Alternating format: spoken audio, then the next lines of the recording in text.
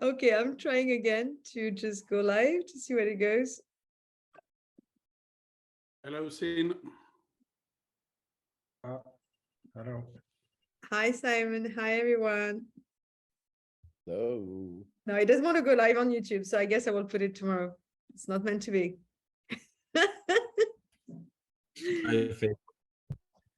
Facebook. Did you try Facebook? No, but it's just like nobody's looking at Facebook anymore. Hi, Vivian.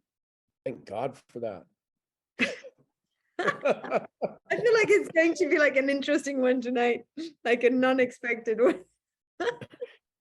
Expect the unexpected. You're in a square Saturn, man. It's gonna go on hard next month. So Okay, so let's get on. All right, Sean, you're going to be called. Don't worry about that. And maybe other will be called too. Hi, everyone. Very happy to see you again. I don't even remember. Oh, that's the first one of, that's the first in English after the summer. That's cool. We had a great event. Some of you were here on the 1st of September with Sean, who's here also, our astrologer who joined the team in September. So we're very happy about that. And he's going to guide us also maybe some through stuff that's going on today. In the meantime, I'd be interested to see if some of you want to share, what's going on in your life in this roller coaster. I think by knowing more about Mercury retrograde and what's happening during Mercury retrograde, it feels like I take it with a grain of salt and with like kind of joking around. Oh my God, this is breaking down, or this email doesn't work, or quantum conversation doesn't want to go live on YouTube. This is Mercury retrograde. Let's keep it cool. So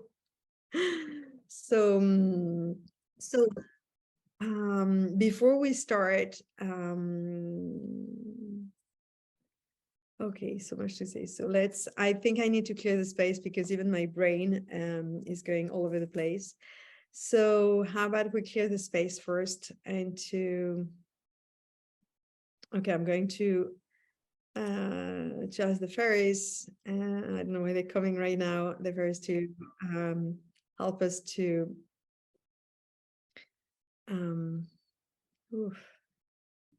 protect this field, protect the events, and to anchor us down also into whatever is meant to be shared tonight. And Benoit, if you want to add something on that. Well, it's crazy times in the moment, so I'm just inviting us all to just bring our consciousness in this moment, in this experience, so we may all benefit from whatever the collective wants to bring to us together tonight. Why is that just me, or you spoke like really, really fast? I just came out like that, so maybe I spoke fast. Okay, so for those who were not here on the 1st of September, we had a great event where Sean helped us understanding more about Mercury retrograde and how we can navigate through that period, which we started on the 11th and going to end on the 2nd of October. And for some of us, it's been kind of intense. So I cannot even recall all the things that I heard through, whether it's my friend or clients or stories around the world. But it's quite a lot. I don't know if anyone wants to share or what happened between the 11th and now on some Mercury retrograde typical things. Or maybe Sean, you want to, to come along right now. Sure, I can, I actually had Mercury retrograde is a great time for reconnecting. And I had a bunch of great reconnection things happen over the last week, which has been grand, including Benoit coming here to house sit while I went to a wedding, a Mercury retrograde wedding in Santa Cruz. But then I got this surprise visit on Sunday when we were returning of my daughter arriving, I have a 20-year-old daughter, and she's never been to my property before. She's never been to the Shasta Ranch, or Sunflower as we call it, before. And it was just amazing to have people that I hold so dear, like my daughter and Benoit here, together, with London and myself, my wife. It was just a really beautiful gathering, and seeing just tons of family, reconnecting with family on my wife's side as well, with the Mercury retrograde wedding. But a funny Mercury retrograde moment, I guess, where it shows kind of the wackiness is, the marriage happened. We're at the reception, and people are standing up to talk about, the bride and groom and pay their respects and compliments. And poor London's dad got up there and he started talking, and I know that his spirit was not there to his spirit wasn't illustrated through his communication, but he just told a story about when Muriel, or London's the bride, his daughter, bit his behind, and that was it was meant to be a fun thing, when she was a little kid, and it totally backfired on him. Totally Mercury retrograde. So, but Mercury retrograde is about reconnecting, and right now, guys, we have like 8 planets, I think, or 7, all retrograde right now. So there's a lot of internalization going on, a lot of inner world stuff. And that'll all be. It's very true about reconnection. A lot of people from the past that we haven't seen for a long time, kind of coming back into, oh my God, it would be great to catch up. That I've noticed too. And after I wanted to say something, but it's just like, yeah. And the time, there's something for the last 10 days or 2 weeks, even, like the time is weird. Like sometime you feel like you having a conversation with someone for like 10 minutes and it's been 2 hours, or vice versa. And it's really completely, something that I don't understand. We're all out of our minds. Yeah. When I've seen manifesting lost in translation, that's for sure. What I've seen in my world with the communication breakdown, I would say, or maybe not breakdown, is the communication becoming more clear, where people are finally expressing themselves, especially in my work environment, the people I work with, the lady that I work for especially. And it's I don't want to name names, but it's about exposing people speaking their truth, and triggering other people's truth or lack of truth. And it's just I'm in the middle of it, and I end up being a facilitator in a way, and I take a lot of lessons from it. But that's the best way I can describe how I'm seeing it manifest in communication breakdown, typical Mercury retrograde. But it's not about breakdown. It's really about people exposing each other, spilling their and exposing other people's truth. But we've been speaking about, like, for the last 2 years, I guess, about the mask falling off, and discover more truth and unraveling the truth more and more. But it's true that for the last 2 weeks, it's been to an extent that I've never seen before. It's like, basically, you want to know the truth about something, about someone, or just you ask for it, and within 2 days, you pretty much have the information coming to you, whether it's directly from the person and you didn't even expect it, or it's through other, channel. But it's quite interesting to see how fast that comes, to know the truth and how they're losing their mask. So basically, it's like the mask cannot hold anymore. So you cannot fake it, and people cannot fake it anymore. I guess it's it's more a matter of frequency, because when we are at a certain level of frequency, the people that are wearing the mask doesn't hold that frequency. So it automatically, like, the mask is breaking down, and therefore it falls off. And you can see the truth about that person or that experience, and then you can choose what to do with it. But yeah, definitely.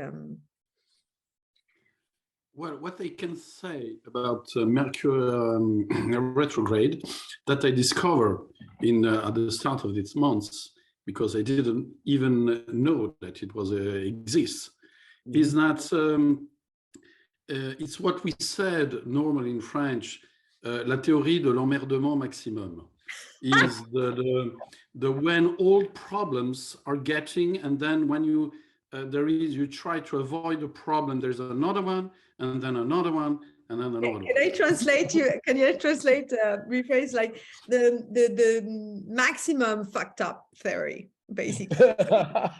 Exactly.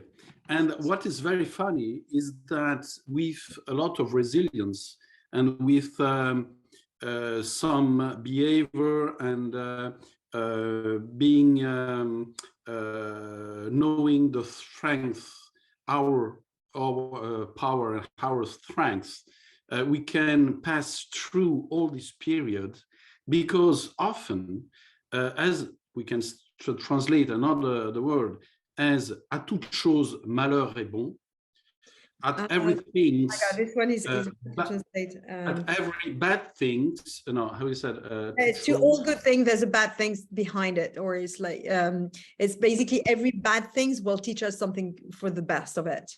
Yes, and I have a very good example of we do as how we said in English bilan for the company. Each year documents, fiscal documents, and we believe that this year was a good year and a lot of selling, and then we had some good results, positive results, and we found negative results, and quite huge negative results. So all the people that were of the company were knowing that there was a good year was really down, and where it take as they said, a punch in the stomach, because there were a lot of disappointing, and everybody was so happy to do more selling than before, and so it was quite tough. And being resilient and trying to find the reason and try to find, we understand that there were some problem on the valuation of the stocks, because as this 10 years ago, there was no increasing of price. And the last year we had increasing of price, but huge, of 2 points increasing of price of 5%, 10%, 15% for raw materials, etc. So that we didn't grew up all on the database, we didn't upgrade all the prices. So everything was lower evaluated than it had to be. And then we find that there were some mess up of calculation and of taking the history of the prices. So this bad thing that we are trying to solve, and now we see that we done benefits, that we reveal that there were some mistakes about the evaluations. And without this period, we didn't succeed in solving this problem. We didn't know that there were those problems. I can tell another example. Today, there was a mess up of a refrigerator who messed up all water outside. So there was a hydraulic coming in the house, and so I had to expect them. In the same time, there is my father who had to take a taxi to go to the hospital to take some blood exam. So he tried to he reserved the taxi yesterday, and this morning the taxi, the reservation were cancelled. So he tried to find another taxi, and it wasn't possible. And then another. So he said, I have to take the car. So he take the car. He called me. They look, I take the car. I don't know where to park when I will be in the hospital, but I have to go. I have this appointment at 10 o'clock. So I take the car. I said, look, I come with you, or I go to join you to the hospital. I can with my motorbike like this. I can, and he said, no, go, because the hydraulic had to come at 1 p.m. and he called me that he come at 10 on the morning. So you have to go to see your mom because she don't. Look, she can manage. No, you have to go. It's a young guy of 89 years old, and my mother is 85. So I go to see my mother and to meet the hydraulic and so on. So I go to them, and coming back, he come back with the car, and he break down the car on coming back. And it was with the hydraulic to solve the problem, and there is another problem.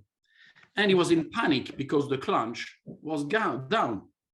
So he didn't know how to move the car. And then there is in Paris, due to all the work, as we said, the mishap of all the stress of all the people, the drivers, and everybody are very aggressive, they're rude. So nobody helped him. And then to push the car, and they were shouting him, why he's in the middle of the road. So afterwards, a good guy, a poor, how we said, from North Africa guy, come see the problem, help him, and again, fortunate, as we say, he told me, good that there is no only French people or Parisian people in Paris. So he helped him. And so when he called me, etc., I have problems. So I do all the stuff to take the insurance and all the services to catch the car. I take my motorbike, I go to see him, I take him a taxi for coming back, and then I take I wait the mechanic to come. Then he comes, we do all the things, and we go to the garage. To the garage, we realize that the car, that there is the clutch problem that I partially solved, but there is normally a problem. We saw that there is as we said in France, there is a control, a technical control that we have to do. And then until this middle of year, and each 2 years, we have to do this control. And we forget it. Then there was another problem with the car. And then we had to go to the garage, we have never time. So all this problem for why the car had to be in the garage. So in this way, the good thing is now the car is in the garage to be solved, all the problems that he had, and we never had time to do all problems. So after he come back, and we had an appointment, my father and I, because he still go to the office to work with me at 89 years old, and we had an appointment at 12 o'clock. But the guy who had the appointment called me saying, look, I'm arriving. I said, look, we have problem.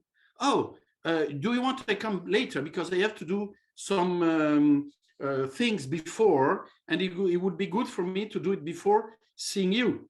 So it's perfect, marvelous. So we see each other at 30 past 1. So everything is going good anyway. So starting with all problems, if we take all these problems with behavior and we have to solve them, but we have to carry on and going on without stress and without panic, everything is solving by his way. And often we realize that all those things appears, but at the end for good thing.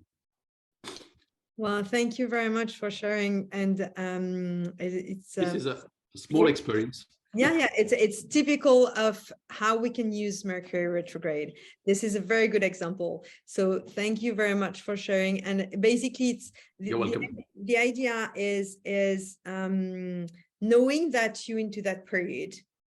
Say, okay, there's a bunch of things happening, and what can I learn from that? And there's obviously something better that's going to happen.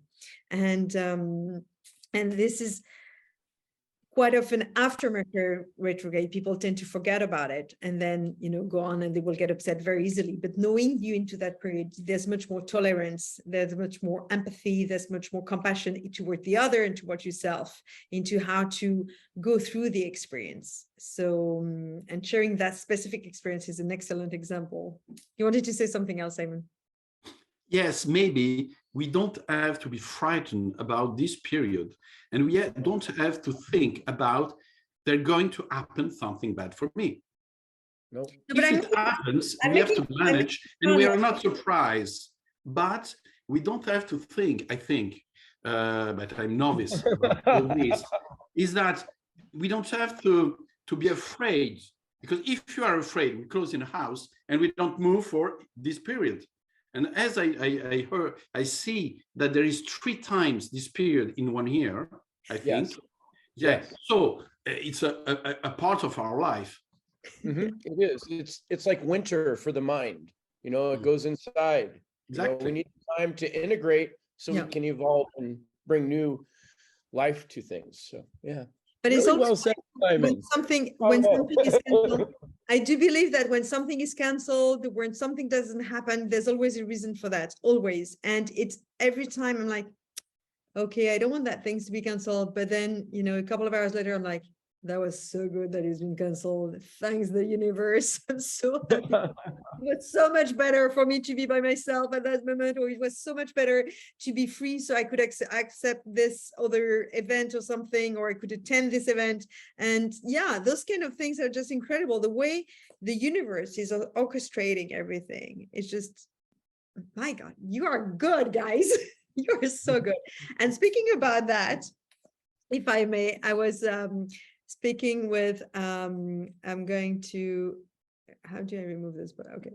So I was speaking with someone and a couple of, in Thailand this morning, who recommended Akashic book. And I was like, oh, I've got those kind of, I've got books at home and everything. And then I started looking and tidying up things at home. And someone who's here who's going to, I'm very happy, Vivian, I don't know if you can come online at one point, but anyway, I look at something that I didn't even know I had at home, is those cards deck. And it's Akashic Tarot. And funny enough, as I started, I was like, okay, I'm going to try, it's all the synchronicity, and we're starting with Benoit. We're going to start Akashic reading training with Bevin early next month, right after Mercury retrograde. So we're very happy. And I started doing like a reading for myself. I was like, oh my God, this is so spot on. This is crazy spot on. And then bringing some other synchronicity and everything. And suddenly I had this time thing that I started that I was like 9:30. Suddenly I looked at my watch and it was, I don't have a watch, but I looked at my phone. It was like 11:24. I'm like, holy crap, in 2 hours. And I thought, it was only 10 minutes. Even just with myself, I have this time thing. So, yeah. And nothing is working according to plan. That's the beauty of things, like all the meetings and stuff. Okay, you have like your week is full and suddenly it's not full anymore, or you're free but then it's full. It's like everything is yeah, but always for the best, always for the best. So I was wondering, what do we do in a day like today? Today it's Mercury retrograde still, and then void, of course. And it's funny, it reminds me. Yeah, but we have to explain what is a void of course. You have to explain, Benoit, what is a void of course, because it's quite. And do you have the chart? Do you have the chart, Benoit, open, or shall I open it to share on the screen? I just wanted to share that the feeling that it brings to me, and I don't know if that will tell anyone anything, but the being at Mercury retrograde in void of course, it's the same as being at Burning Man after a rainstorm. So if you haven't been at Burning Man, it's a crazy event that takes place on the dry lake beds. And what happens when it rains is that the dust on the ground turns into mud, and you can't go anywhere. You can't walk, you can't ride a bike, you can't drive a car, nothing. You're just stuck where you are. And so that means that there's no police that can come around. And then we can do whatever we want. So that's what feels like. It's Mercury retrograde and void, of course. So today. Well, if I could speak to today, because today's weird. Because we do have a void of course moon all day, which means that the moon isn't making any aspects to any signs, is what that means. And like nothing sticks. On top of that, we have a sun at 29 degrees Virgo, which is the 29th degree of any sign is wait, John, I'm going to interrupt 1 second because because you're going, I think, a little faster for some people that might not know what is the void of course. Yeah, So, that's what I was explaining. Yeah. Okay, so it felt like you were doing like way too fast, or it's my mind, or whatever. No. Void of course moon is where it doesn't make any aspects to anything, and so nothing really sticks. An example, I guess, would be when Ronald Reagan was president of the United States. He was he got this nickname being the Teflon president because nothing would stick to him. Well, he used astrology, and that's really well known. Nancy Reagan was all into that too, and they would schedule the press conferences only when the moon was void of course, because nothing really sticks. You can like go to do something, but it doesn't really like come to complete fulfillment, or might not be Okay, might not matter. So basically the void of course is when the moon moving, from one sign to another one. It's not about signs. It's not about signs. It's about aspects. So if it's not aspecting anything in the sky. So the last aspect, because then it's moving towards a sign, right? I mean, when it's okay, if I share, it's going to be. If I share void of course, yeah. But void of course moon is when it doesn't aspect anything. We've had plenty of times in our life where the moon goes through a whole sign on its own, in between two things, and there's nothing, right? No, it doesn't. No, it's just that it doesn't aspect anything else. It doesn't have any trine to anything, square, opposition, all of the major aspects. None of it happens, and the moon can go. I remember back in 2011, we had like a day and a half of the moon, or excuse me, a sign and a half. It was like almost 3 days of the moon being void of course, as it went through an entire sign. So look at this, is what I used to share, and that I'm not very good at sharing that all the time. But basically, I was doing that for every month. Okay. And also that I find this other thing, that what happens when you go to, for example, for today, it goes to Virgo, right? So our focus is on the little things that make us happy. So during those void of course, there's also that to look at. And that was very interesting to. Yeah. But with the sun, there's a lot of other things. This is just looking at void of course. There's a lot of other factors that come into play that build the energy. This is just one piece of the cake, so to speak. It's one ingredient, but we have a sun at 29 degrees Virgo, which is like totally overthinking, totally overanalyzing, totally like, it's like miscommunication breakdown. Not true. Totally overanalyzing. Yeah. So, 29 being the analytic degree of the sun, and the moon is reflecting the sun's light. So when the moon is void of course, it's like a spiral out of overthinking, because the moon's void of course and the sun's in an analytic degree that's ruled by Mercury. Virgo's ruled by Mercury retrograde. So this is all like spiral out thoughts inside. And it's just. Yeah, so it's the monkey mind, like full power. Yes. Yeah, that's a way to say it. Full power monkey mind. So, is there any connection to dreams on that? It definitely could be connected to dreams, depending upon where it is in your chart. So we do have a lot of planets are retrograde right now. Jupiter, Uranus, Saturn, Pluto. Mars is actually going into it's in its retrograde cycle right now. It goes retrograde here in just a week or two, where it's just going to go backwards, or maybe it's next month. But it's in which one going Mars, to, and Mars what is Mars doing in retrograde? Mars goes into retrograde next month, and it's in Gemini. So that's also a Mercury ruled sign. So frenetic thinking is like really powerful right now. Yeah. And the void of course moon doesn't help because it doesn't bring any resolve. There's no emotional, we're all emotional This is beings. exactly what I pulled in my deck today, this morning. That was all about the overthinking without the things that are not getting an issue out of it. And, you know, this is exactly what has been saying today. Yeah.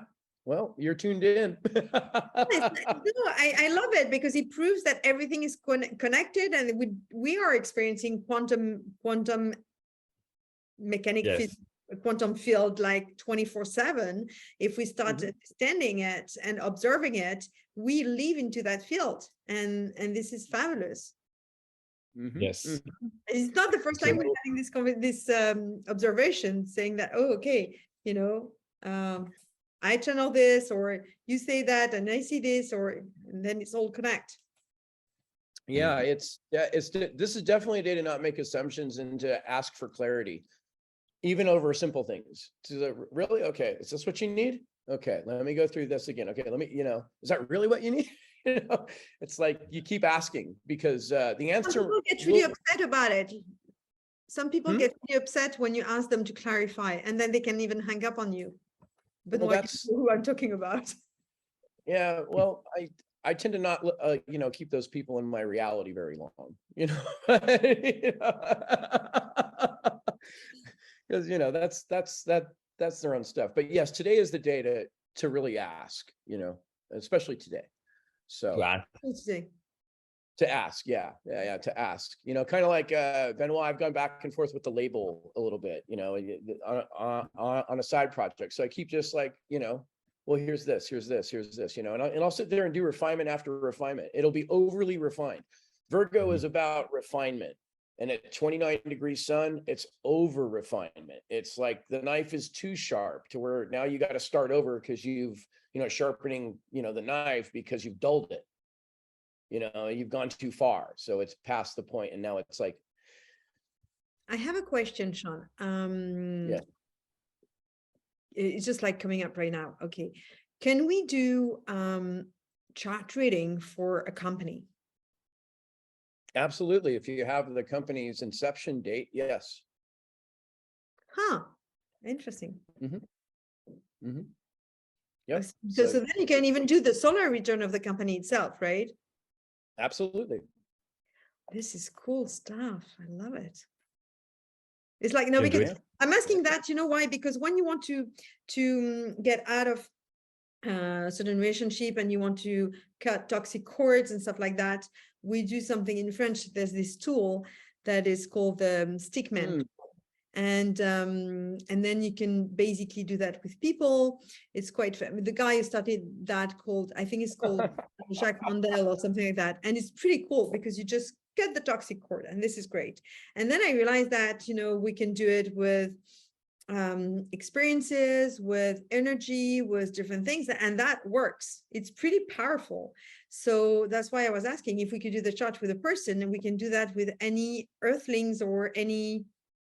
I mean, if we see that a company with earthlings, why not, you know, but just like we can do that with everything, right? Well, yes, anything that is brought into creation, even when you ask a question, there's astrology. It's based on that. I'm not a pro at that astrology though. But one thing I will say, which is something you started with, which is a big thing to focus on today. Today, we have a grand Earth trine in the sky with that 29-degree sun in Virgo. It is perfecting to a little asteroid called Sedna that's at 29 degrees Taurus right now. And it's trine at 26-degree Pluto in Capricorn. So this grand Earth trine. And Pluto is transformation, and Virgo is analytics, and the sun is the light. Sedna is a really vicious story, but it's the surmise of it is it's about honoring the things that you've had to sacrifice for your own survival. You're going to make and Sedna is when you honor those things, she brings abundance into your life. She's the Inuit Indians of Antarctica. She is their goddess of their food and everything. And I could tell the story, but it's a little gruesome.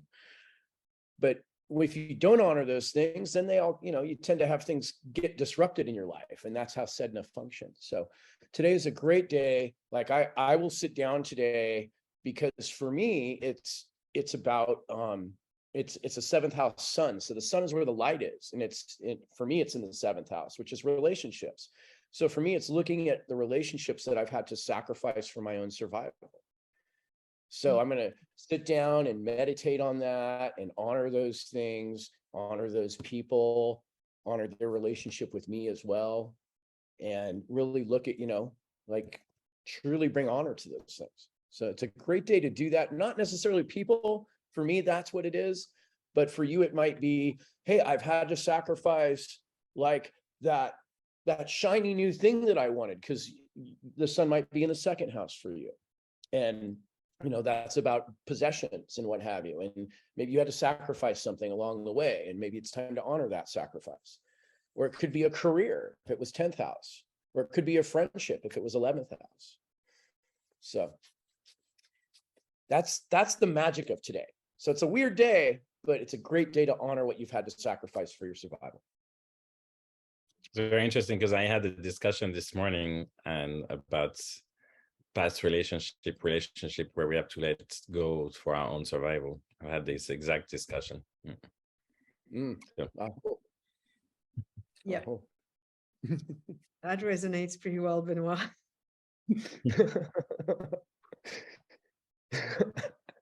This totally resonates on the course I am on now. So it's just one more nail on I know where I'm going. I'm sorry, we didn't hear you properly. If you can repeat, Gaz. Oh, sorry. It totally resonates on the course I'm going on to do the sacrifice, and I basically have to sacrifice my safety in order to grow. Ooh, that's a hard one. That's the very big things, because the safety and the security, which I mean, you tell me if I'm wrong, but they are very connected, of course, and it's a big jump into the unknown, so it's a big thing. And may we ask you what course you're doing right now? The course is that I'm starting on the shadow work. So I've been on that path for long, but I'm waiting. I have been waiting until it resonated better. And the last week, I started to read more about it, just to. I want a bit thorough and not just jump right into it, since it's a big like a sacrifice that you send yourself out in the unknown by digging up facing your shadows and stuff like that. But in the end, it's going to be totally necessary for my kind of mind survival and so on. And so on. So that's the course I'm on. Okay, the shadow work, which is something I do offer also on different level, which is a 21-day challenge, and then or shadow more in more depth things. It's something that, if I may, it's a gift you're giving to yourself, not a sacrifice. I do believe everyone should do their own shadow work, because it's such a freedom. It's creating some space. It's unprogramming whatever has been programmed, whether it's yourself in this lifetime or whether it's been programmed in many lifetimes. So I would recommend everyone to, whether it's with the person you're going to do the shadow work or with me or anyone else, just do your shadow work, because this is something that's going to, first, you're going to discover some stuff within yourself that are absolutely amazing and that you were not even aware of. And your growth is going to be exponential, and the beauty and you're going to unravel is, wow, it's probably, I mean, I went through and I'm still doing some shadow work. I think we do a lot with Benoit. I must say we work a lot on that, and we have worked a lot on that, and I worked on it for a long time before also. Definitely it's hard. It is a difficult thing to do. It requires some commitment. It's also a lot of feeling, quite often this loneliness feeling, but at the end you will discover that you're not as lonely as you thought you were. So that's very interesting, because you're going to fulfill yourself with so many more things. And the fears that will come, like, okay, I'm never going to, I want to stop. But then it's like a roller coaster, the shadow work. It's like, okay, you go onto this roller coaster and you're like, excuse my French, fuck, what am I doing here? This is too steep for me. I want to go down. I want to go down. And you cannot go down. But then when you go up again, and this is just like, wow, I succeeded. And you can see every step, and you can see you progress, and you can see where you came from. And this is beautiful. And to see, you do not compare yourself to others any longer. You compare yourself, or it's not even comparing yourself to yourself. It's just, you see where where you were a couple of months, a couple of years before, and you're like, wow, I'm so happy of who I became. And this is the beauty of the shadow work. So that's why I'm saying, just, take that as a gift you offering yourself, the shadow work, really. Can I add to that, Sure. Penelope? Yeah, of course. Hi. I've done shadow work myself for a very long time, and I do it from time to time, but I started when I was in my teens. Wow. And I had somebody share some methods with me. There were two things that I want to share with you. When it comes to safety and the fears of doing shadow work, they're your shadows. You're in control of those shadows, whether you realize it or not. They're yours. They cannot hurt you. It's so important to realize it's your shadow work. Now, I had somebody who brought me through some processes, some ceremonies, and I hooked onto their shadows. That's when it wasn't safe. Because I brought my psychic, my empathy to it, and I wound up touching their shadows.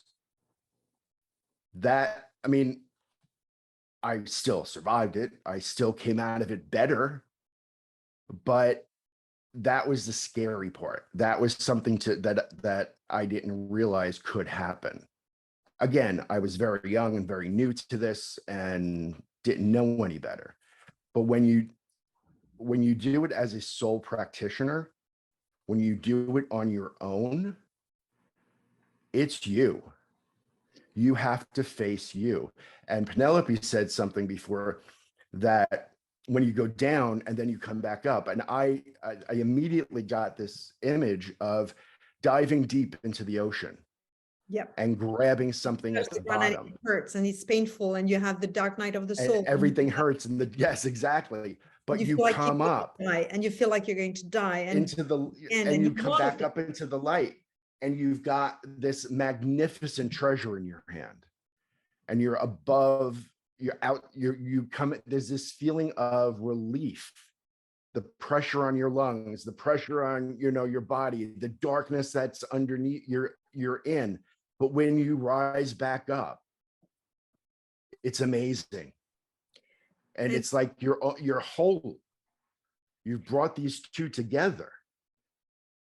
But my biggest point when you were talking about that, your safety and the I'm going to say fear. You're in control. They're yours. I'd like to bounce back on this topic, because thank you very much for pointing that out, Gary, because I've been helping and guiding people that are getting out of a cult lately, and in the spiritual path. and the people that you're going to meet, a lot of them are still wearing their own shadow, but they're not aware of it. In a cult, this is typically what can happen. Maybe the leader of the cult may be aware, but some teacher above the under the teacher may not be aware, and they will teach you some stuff with their own shadow. So that's why it's very important to see who's going to teach you and to tune in. If at one point, my best advice here will be to tune in. If you feel there's no truth in what of the person is giving you as a work on your shadow work, that's where you need to go out. And that's where you need to find your own safety by, okay, even though you paid for shadow work, get out of there. If you have this thing that, oh my God, that doesn't feel true, that doesn't align with my truth, get out of there, because maybe they are transferring their own shadow, and maybe this is not like with a good vibes, with a good frequency, or a frequency that will align with your path. And seek for other people. Never do those kind of things just with one person. Compare, listen to other people. Don't have one guru. It's very important to listen to different channel to learn more and more, because when I see what happens within not only cult, because you have that with therapists, you have that with psychologists, psychotherapists, etc., they have their own shadow, and then they will, because of the school, the way they learn, they're going to share with you, but they're not specially worked on themselves. And therefore, they're not going to give you the right advice or the right recommendation. One thing that I may say, that I try as much as possible to give keys to the people, so to do the shadow work, so they can find their answer by themselves. So I will bring some light on the keys, so then they can decide whether they want to open the door, whether they want to go and look what is behind the door. But you should not have anyone who's telling you what to do.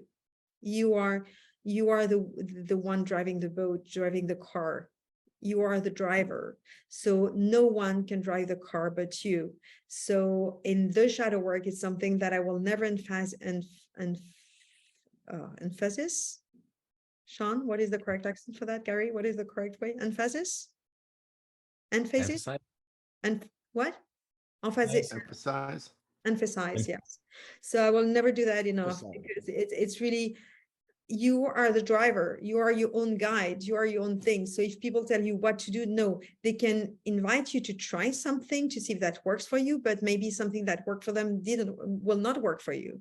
So really, really, really, it's really important for you to tune in with those kind of things, to see, okay, and anyone who wants to do shadow work, just be aware of all the, I don't like using that term, because the fake guru, the fake teacher, or I don't like using that word so much, because they also here to awaken a lot of people.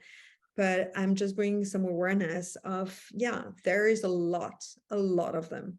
Massive amount, and even more those days that we used to have, like back then. I mean, it's not like this, they just manifest in a different way, and they are much more subtle. So for you to see anyway, it's going to be on your path, because if you meet them, it is because you are meant to have that experience. But just tune in and know that no one has the right to tell you that this is better for you than something else. You are the That one. happens a lot. Exactly. That So you are the one happens a choosing lot. specifically, that the person can show you the key.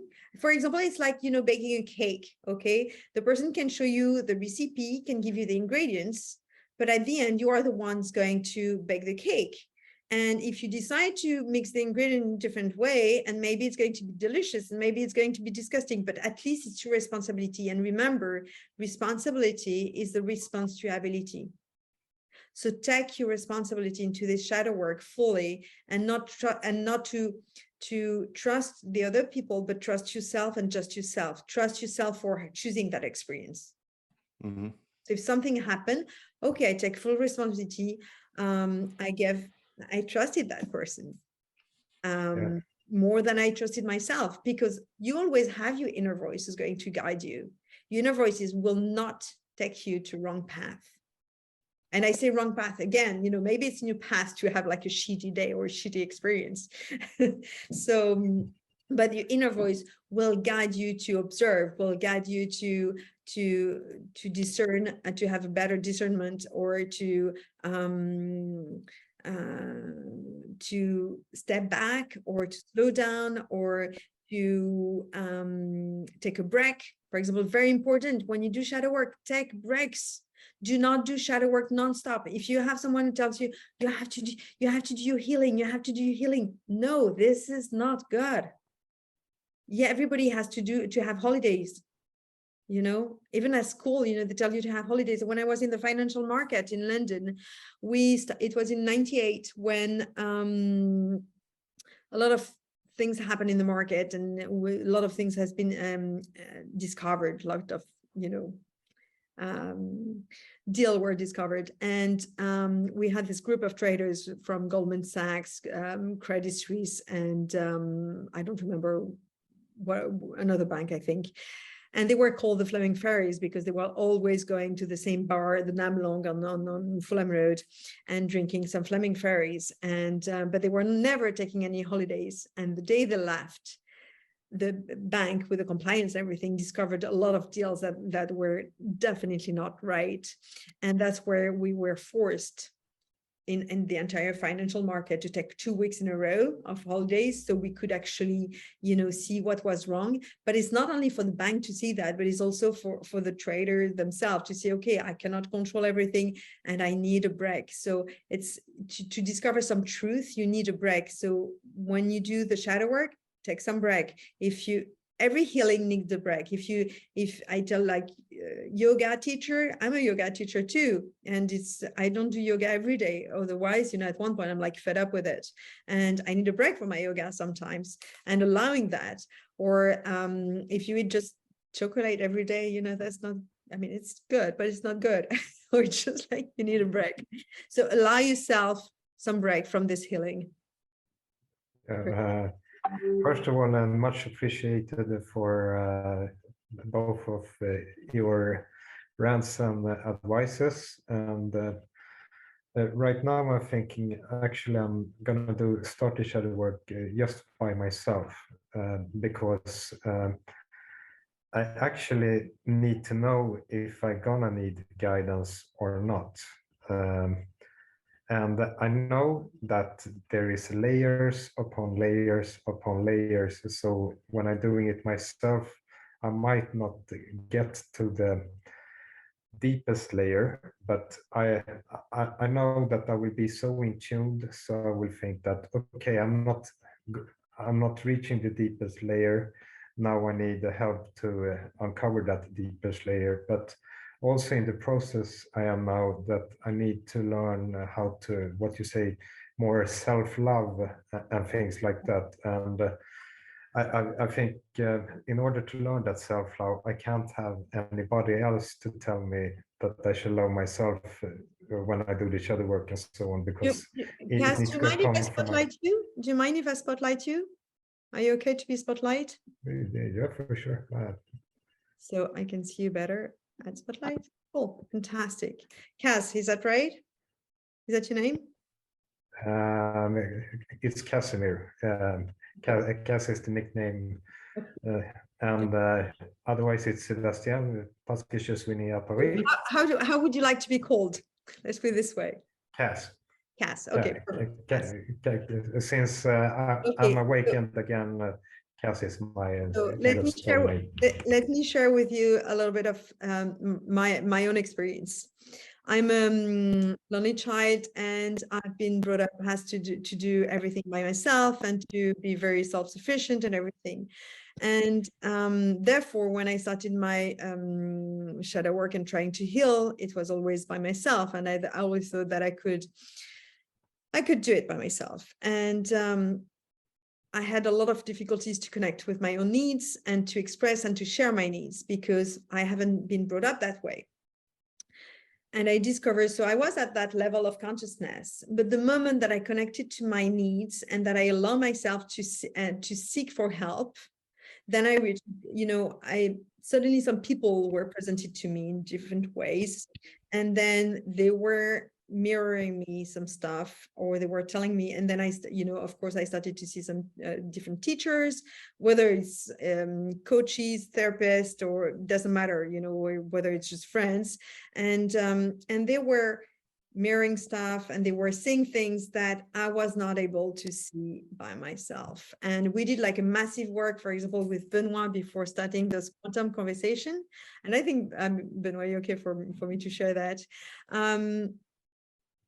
We both of us, because when I channeled it, and we both of us had a massive fear about, I had a massive fear of being online and, showing myself on videos and pictures and stuff. And Benoit was more comfortable about it. But then we had a massive fear about misleading people. So we did a couple of sessions together on healing our a fear of leading people, of being leaders. First of all, I still hate the word leaders, because I don't want to be a leader. I don't want to be a guru. I don't want to be an influencer, but I'm very happy to inspire people with my own story and with the tool that I'm channeling to help people to heal, all the workshop that I'm channeling. But it's the thing is the work we've done, and that we had no idea of what was behind. And then we were channeling together all the belief we had, unconsciously, subconsciously, behind that fear of being a leader. Because what happens, like we have so many leaders, which I'm not going to name because it's not my role here to name drop some people that maybe were very good at one point and then, cross into some field or frequency that I do not resonate with. But it's true that the belief that we had behind was one of the strongest one, to my recall, if I recall properly, was the fear of misleading people. Like, what if I mislead people and I hurt them? That was probably, Benoit, you can, if you want to add one or two other one, that was like massive fear.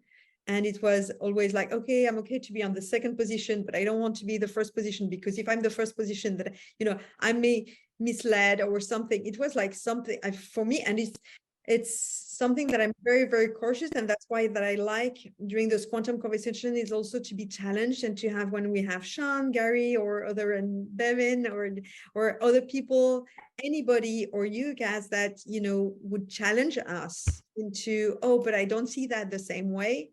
Thank you, because that's how we're going to grow, because we all need to grow, and we are, as much as your teacher, we are also your student.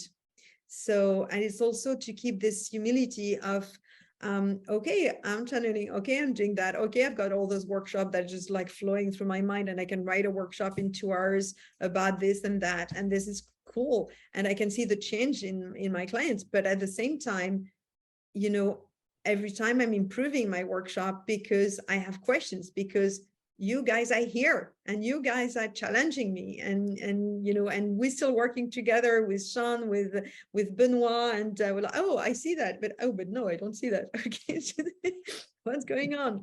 And to laugh about it, really to laugh about this shadow work and stuff. But yeah, Benoit, what do you remember? What was the fears of the stuff about being a leader? It's really about the responsibilities. That's what comes to me. That's, especially, if I go back in the past, when people told me, be careful, Benoit, what you say, because people are listening.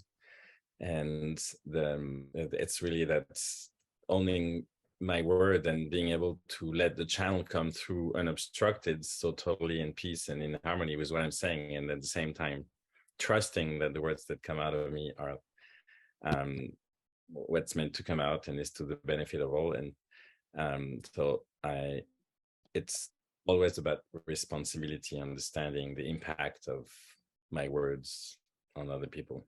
That's been the biggest.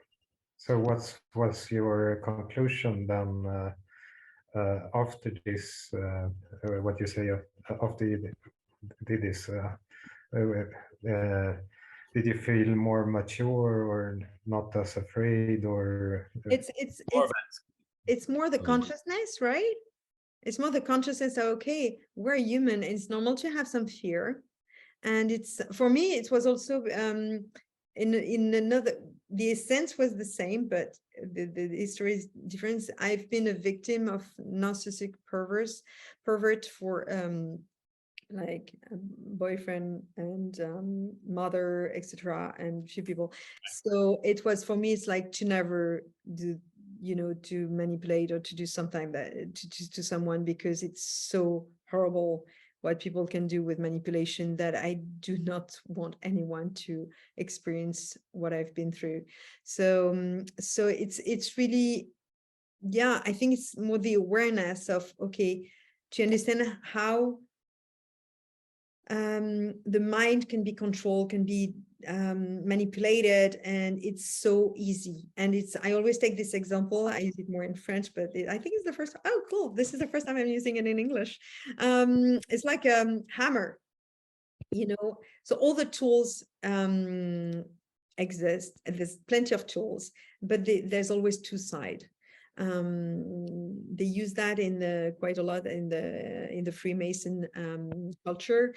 They always do that. There's two sides. Then you have, you know, in spiritual path, you have the yin and the yang. So it's the hammer is a great tool, right? But it can destroy a lot of things, but it can build a lot of things. And I do believe nowadays that everything is like that. So you can have a fantastic tool that can be used with someone with a bad energy and a bad intention behind, and therefore it's going to destroy either the experience or the person. But if it's used properly, if it's shared properly, then it's beautiful. So yeah, that's what I'm thinking about. Like, if you have a good intention, and then also maybe if you're an empath or something like that, you have a good intention, so you want to do it right, and you're scared not to do it right, but the intention for the beginning was good. So because of that, something good will probably come out. Even if it's wrong, it's going to be like this retrograde, it's going to be right anyway. Yeah, well, yes, it's interesting what you're saying, and I'm going to challenge you now. Yeah, sure. Right or wrong, between the right or wrong, because the right is like, okay, what kind of example can I have? But something that is right for me might not be right for you. Let's say, for example, Yes, if I'm allergic to mushroom. Okay, I love truffle though, but I'm allergic to mushroom. But so if I eat mushroom, I'm going to be sick and throw up and everything. But if mushroom can be very good for a lot of people, and a lot of people like heal with mushroom, and you know, Benoit knows about healing with mushrooms. So and I would love to try mushroom, but it just makes me sick. So the right is, there's a book that I've been reading like years ago about it, that changed, was very awakening too, about that what is right and wrong, who is there to say this is right, this is wrong, what, you know, right for what, wrong for what, and maybe something wrong was led to something right, and something right would lead to something wrong. And I was right to choose that path because I was good in math, and then, you know, it didn't lead me to the right things, but at the end, you know, I'm doing something that is quite quantum, so I guess, you know, the math things was there, so I don't know. What do I know? Everyone's diet is different. Yes. Exactly. Yes. But it's a diet. Very well said. Everyone's And diet. when you start on the path of shadows, when you're working on your shadow work, the thing that I've noticed is, Penelope brought it up, you're going to know if it's right for you. You're going to know, you're going to get that feeling. You're going to know you're on the right path. And when you're not on the right path, you will know, get out of here, back up, let me stop. It's the same thing. And it's just like Sean said, everybody's diet is a little bit different. You know, it's just like, I know where I started, and I started following somebody who I shouldn't have done it. And I knew not to. Now, I can't turn my camera around, but I have a library out here with over 2,000 books.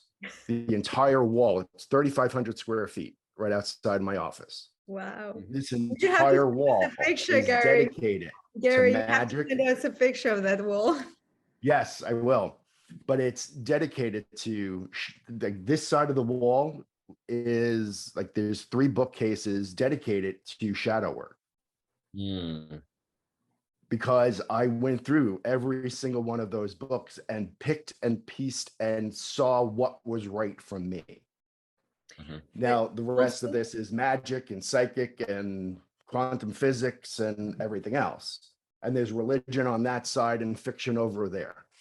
And a trick that helps me a lot on my life, it's when I'm really in doubt, and especially during shadow work, when I was like panicking and, you know, being like, oh, what am I going to do? Am I staying alive or not? It's just opening a book and opening like any page and read the first thing that that's coming to my mind, whether it's any book, any book, Bible, anything. I've picked up accounting books. Oh, really? I've had like my QuickBook, like my QuickBooks book was there and doing the same thing. And I just opened it up and it was just like, I remember it said balance the numbers. Okay. Do you want me to read what's opening here?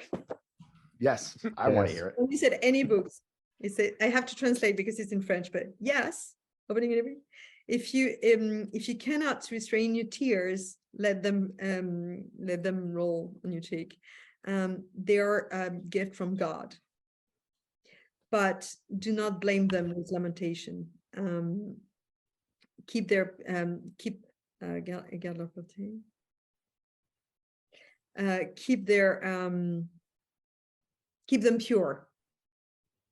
Keep the tear pure, because those tears they are beautiful. Quite often, there's some people. I'm going to read more. I will try to translate and share it on. Guys, I'm going to send you also the group. There's a WhatsApp group where we can share a lot of things. So I will make a copy of that and share it into the WhatsApp group. I'm going to put it. Benoit, can you put the link onto the chat here? If you can, that would be so cool. The quantum conversation, the quantum conversation WhatsApp group, and some people are afraid of tears, or they don't know how to deal with tears. Tears are beautiful, whether it's for men, women, the bullshit of, oh, men are not allowed to cry. I think it's beautiful. And it's also a release, and it could be some tears of joy. And sometimes during the shadow work, do not get the guilt of, oh, I'm crying again and everything, because most of the time it's just tears of releasing. And they are just beautiful tears. When you release that, it's just like, allow those emotions to go out, you know, because they need to be released. So the tears is like the great thing is, yeah, I totally agree on the releasing and with tears. It could be like the best of releases when you cry. Yes, I wanted to add. I give my father credit. My dad's nickname is Big John. Okay, we're all big guys. But my dad is this big, burly, you don't mess with him, man's man. I mean, he's almost 90 now. He still is. You don't mess with him. But he will cry at a drop of a hat. Happy tears, sad tears. And he taught his sons that it was fine to cry. Release, and he would say, release it. That's the only way you're going to get it out. And his biggest words, his strongest words, and I remember these he said it since I was a child to all 3 of us, was that it was stronger for a man to release his tears than it was to beat somebody up. I believe it. You were stronger to use your emotions than to punch a wall. You know, I mean, whatever. It was, and believe me, my dad probably could punch a wall and take some people out. I mean, but that wasn't important. And it was you were stronger if you were able to share your emotions, especially tears. And I thank God for him every day for that message. I love that you're sharing this 111 here in California. And there's something I wanted to add. I'm sorry, Penelope, it's because before I forget, I wanted to just answer earlier. Kaz was asking me what I got from dealing with my fear, and it was really about self-acceptance and trusting myself and believing in myself and accepting myself unconditionally. Really, it boils down to unconditional love. And and what Gary just spoke about actually joins the message that I was getting for you in the work that you're doing, where what's coming to me for you, Kaz, is about starting your work by asking who is asking the question. Who are you? Who is who's the one who's asking the question? Who are you trying to? You're researching yourself, so asking yourself, who am I? And who are all these voices, really going to the source of who you are. And the way it joins what Gary is talking about, because this is something, the tears and the crying and the laughing is something that I discovered is triggered when I'm really in touch with my true self, when I'm in touch with truth. Like comedy in the United States is all based on truth. People will start laughing when comedians just speak about truth. And so that's the meter in your work, is that you're touching yourself if emotions come through. That you're dealing with your truth when you start laughing or crying. There we go. And when you start doubting, most of the time it's your ego. It's like the toxic stuff that's want to take you to the wrong path. So when you doubt, especially during Mercury retrograde, go and shower, have a glass of wine, whatever you want, but do something else. And I saw that Bevan joined us. And did you want to say something, Bevan? Hi, Bevan. Hi, everyone. I have stage fright today. I'm sorry. I was going to add something a while back when you guys were talking about gurus. I had a really similar situation recently where my team told me like I was meant to be a spiritual guru, and I said like, no, I'm okay. I don't want to be a guru. I'm good, because I also experienced one of those spiritual cults and was able to get out of it. And then they said, okay, well, how about a spiritual leader? And I was like, I don't know, no. So they said, how about a spiritual teacher then? And I said, okay, maybe I could get on board with that. But I realized that I had to really go into my own shadow and alchemize whatever it is that's making me rub up against those words, because if that's really what I came here to do, then I have to do that. So can I introduce Vivian also a little bit? Yeah.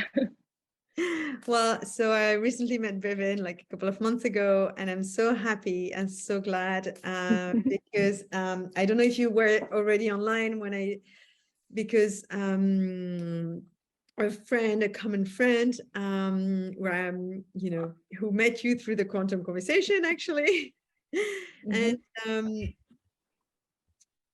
he mentioned to me this book about the Akashic record book and everything. And then I was looking through my library and I find that, and I started doing some reading, and it was spot on. So, yeah. So it'll be interesting to speak to you more. And we're going to start, that's with Bevin, that's Benoit and I are going to start very soon. I'm so excited. I'm very excited to see how this is gonna work as a group. I've only done one-on-one, but I know you and Benoit are really close, so I'm really excited to see what we can all co-create together and what comes through. I'm starting having like downloads about it, so it's very interesting. A lot of downloads, so that's kind of super cool. Awesome. The activations and the healing are already starting. So, and also Bevin is teaching the light language. And we had a class also with her, with Benoit, about light language. I must say I'm still not shy, afraid, but yeah, very And every time I'm in contact with you, baby, I've got my tongue, like my fingers and my stuff, and it's just like this light language coming up. It's like, I'm still very shy. Yeah, shy is the right word. Thank you, Benoit. To use it. Yeah, I'm still too shy to use it. So there's two things that I wanted to suggest. Well, already a bit over time, but it's always such a pleasant moment together. There's Bevin could not be here on the 1st of September. So I wanted to ask Sean if she was okay to do a very quick reading, chat reading about Bevin, because she was not able to. And she's got a very interesting chart apparently. So Bevin, do you want to put it on either directly to Sean or on the chat? You put your date, time and place of birth, or you put it on the group for everyone. Cass, I don't know if you saw the WhatsApp group link on the chat. Did you see it? Yes, I saw it, and I might join because I went out of WhatsApp when Mark Zuckerberg bought it. and I don't blame you. I was out of it also. I was out of it also, but then I went back in it. So I think for this kind of group, it's okay. You know, it's no big deal. It's kind of I did see that they were censoring all the Iranian protest posts. That they've been censoring all that stuff on WhatsApp. Yeah, and also I got some I'm going to bad entities that kind of wanted to contact me on the WhatsApp later, so I just had to block it for them. But maybe it's better now. I've got there's okay. I'm going to put also the Telegram. Then the Telegram. How do you put the Telegram link up here? Okay, I'm going to put the Telegram one on the chat, so you can join the Telegram, which is more like a page, but at least you'll get the info of, you know, a couple of things that I was sharing. Not as much on probably more on Instagram and stuff, but yeah. So Bevin, where were you born? Regina, Saskatchewan. Oh, that's what that is. Oh, excuse me. Wow. Okay, let me put you on. Okay, hold on. Add spotlight. Okay. Woo. All right. What do we have here? Wow, a whole stellium in Scorpio. Super protective of your own security. That comes in really loud and clear. Libra rising, you know, you're here to bring balance to things. You're a balancer, and that moon in the first house, you know, embodies that. I like to look at Libra, and boy, Mercury went retrograde right across your ascendant. So it's a reintegration of self for you at this point in time. That's exactly what happens to me at Mercury retrograde. I'm just going into myself. yeah, but this is more prevalent this time with Mercury going over your ascendant. Super tuned in, super intuitive. Jupiter in Cancer at the midheaven. You are here to be in the public face. It's also where you have some wounds. Yeah. Your mom was more like your dad, or your mom was the authority figure, or your dad was more nurturing? One of the two, or three. Yeah. Okay, so they had like reverse roles in your childhood. Gosh, and you just super big values around nurturing themes, around nurturing others. It's a big drive for you. You went through a lot of transformation over the last I'd say 5 years on that, on your values, and really that's like bang on time frame. Good. Okay, just to say, anyone who wants, Sean's detail, they're all on the website, so you can just click on the website and get his contact and everything for chart reading. Everything. With a special price for the wish link. Bevan, you've been on Thank the you stage for a letting me bunch. know that, because I'm sitting here jonesing now. I'm like, Sean, I want some. I want some. We're not here on the first. You were not here on the 1st of September. Oh, No, I wasn't. I Oh. wasn't. I actually was. Damn. He's good. He's really good. it's just reading a language, guys. That's all it is. Just reading a language. Hey, Bevan, you've been on the stage, like that's, you know, for you to be the director and being on stage, really easy for you to get a handle on. Your challenge this time around is creating or being inventive in your creativeness, or creating things that serve humanity. And you actually taking like a less of a front on that, and maybe being on, you know, more of a team player type of thing. You're really good at getting stuff done. I gotta say, I'm really blown away. Like anybody would love to have you as a personal administrator or something. Like you're exquisitely like boom, boom, boom, boom, get it done type of a person. But nurturing is like a huge theme in your chart, a huge theme. And Mercury in the 3rd for you in Sag, you know, the Sagittarian power you've got is pretty potent. Like, why drink a half a keg when you could drink the whole keg type of a thing? But look at it look at it with like how you communicate. You have a great grasp of the big picture. You know, you're really perceptive with, I'd say, like seeing the other side. Yeah, like the unseen, the spirit world, if you will. Some will call it that. And you're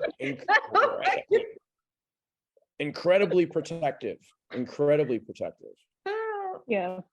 Potent. Oh my God.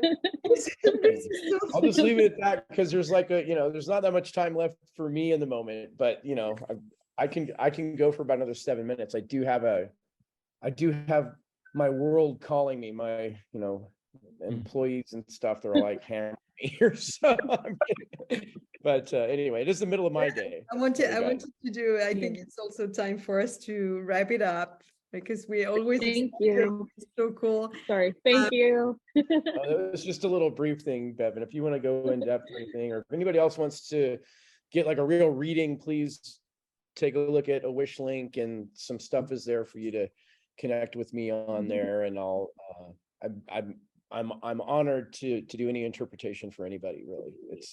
It's my service to the world, really. Thank you. Thank you, Sean.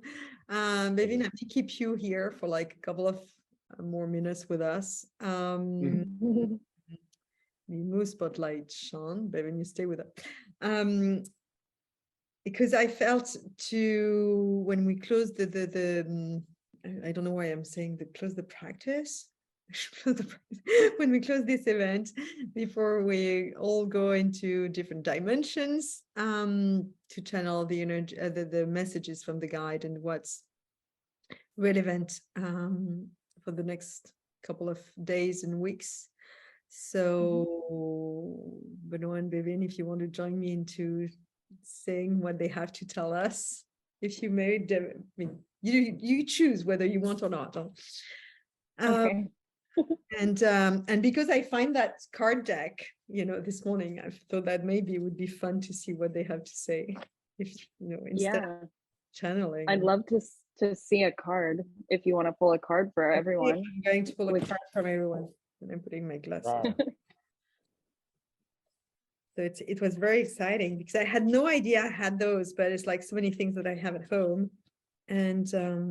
And they just like the first thing, looking at my shelf, it was the first thing that I saw on my bookshelf. It was very sweet. Like it always appears at the right time. It's almost like they appeared at this odd moment. And yeah. So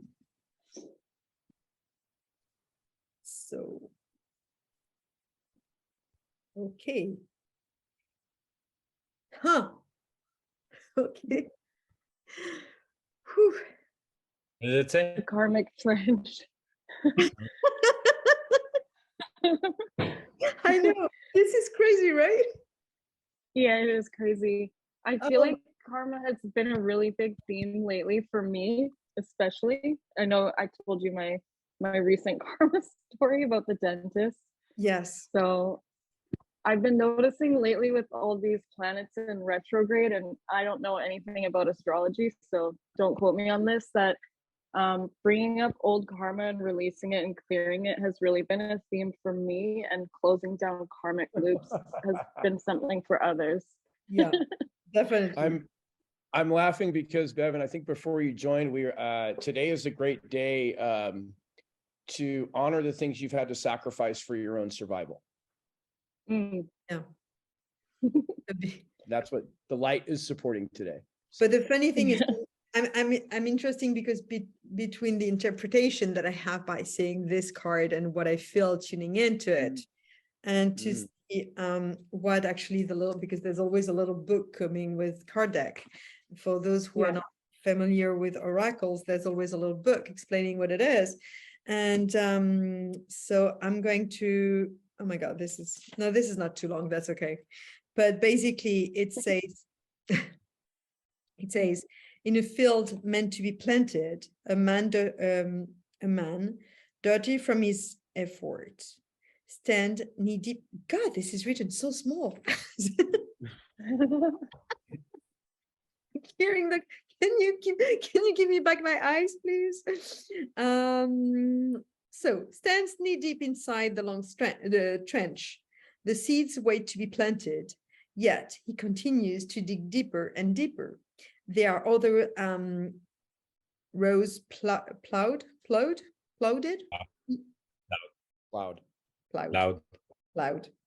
and ready for planting, but they are ignored.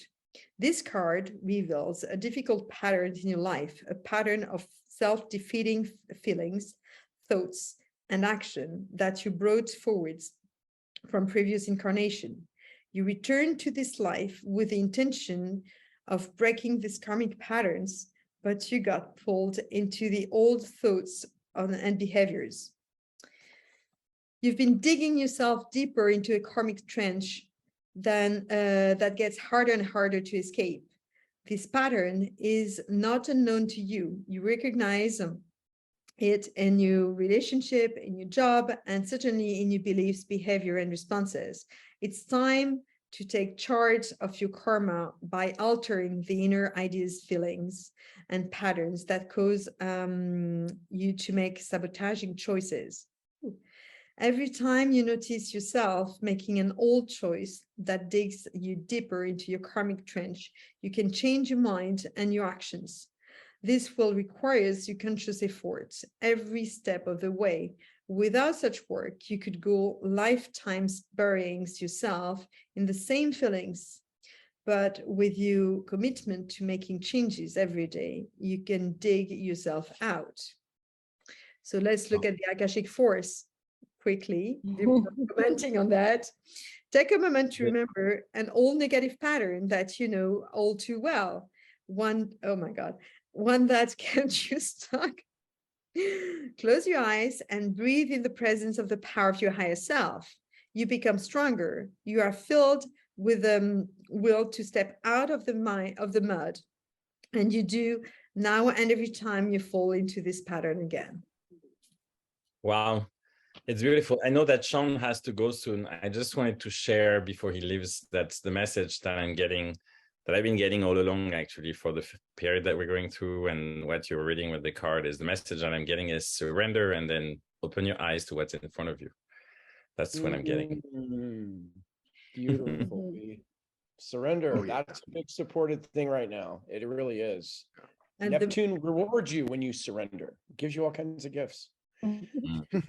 It's true. I actually started this whole period quite literally. Saturn and Uranus, my two sign, I'm an Aquarian, so they're my rulers. And as everything started, I started noticing those patterns. And when I was on the phone with a friend of mine, when I did it again, and she's like, really? And then I said what I did. She goes, Gary, you've done that your entire life. I said, no more. Done. And I've been working on doing that. And you're reading that, and I'm sitting there going, And I was Yeah. speaking to Benoit before getting home tonight. I was like, oh my God, this pattern and everything. It's like, okay, I'm ready to get out of this pattern and to try it out and to get to the unknown. And, you know, and because we can see, it's almost like Mercury retrograde this time is like showing us like with like a massive spotlight, the patterns and the fears and the beliefs. And I mean, the limiting beliefs and fake beliefs and all of those, but it's like such an extended spotlight. Yeah, Mhm. I totally Oh, agree with you wow. on that one.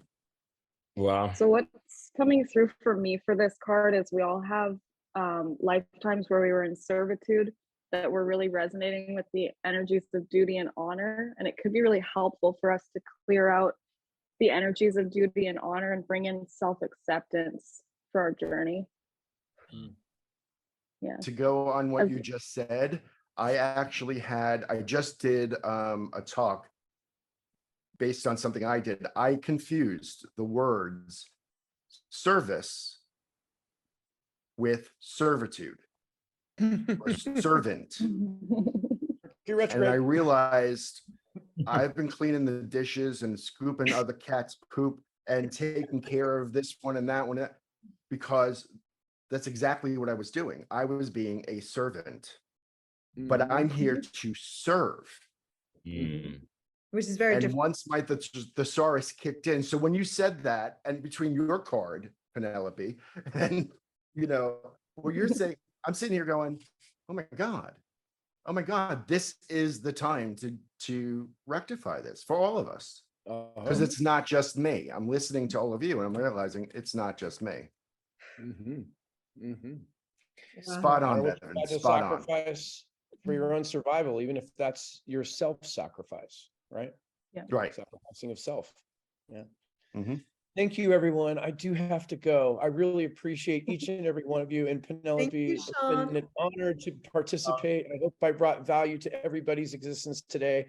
And keep your hearts open. Keep your hearts open. Yeah, Thank you, Sean. Thank you, everyone. Nice to see you. Thank Bye. you. So, well, thank you, everyone, for being here tonight and sharing those moments that are really, I mean, I really treasure, and I would have a lot of gratitude for everybody, you know, being part of this path and this journey, which is, yeah, not always easy, but we're getting there. And we're getting there together, because at the end, we cannot do that alone. And I think we have to, the society kind of conditioned us into, you know, I don't know if it's different, depending on the school system is different, but quite most of the traditional school system is like, you know, you have to do your things yourself and everything. And no, we have to do it together. This is more like we have to go back to community and to sharing our talent and to sharing our strength and to helping one another, not into servitude, but into services. And yeah, and planting the seeds. And I went last weekend, something interesting happened to me. I went to the jubilee of my great-great-grandmother when she founded a convent. She was Protestant, she had 5 kids, and she, after the death of her husband, she converted to Catholicism and founded this convent in Paris. And about a year and a half ago, I was speaking with a very wise man who was telling me